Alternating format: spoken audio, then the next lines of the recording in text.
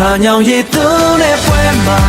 ပြိုမေတွေအလားကရင်တန်မောစွာဒါအိုးလေးရွှဲလို့တာမြမမျိုးမဝင်ကြွားစွာညောင်ရည်သွန်းလို့ပြုံးချီစွာမြမတို့ရဲ့ရက်မျက်မဟာ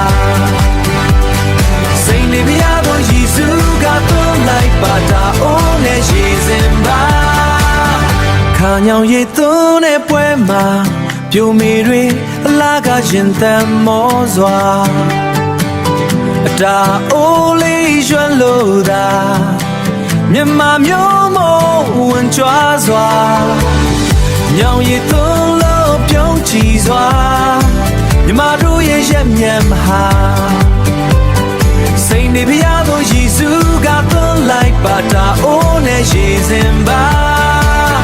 ခါညောင်ရည်သွန်းတဲ့ပွဲ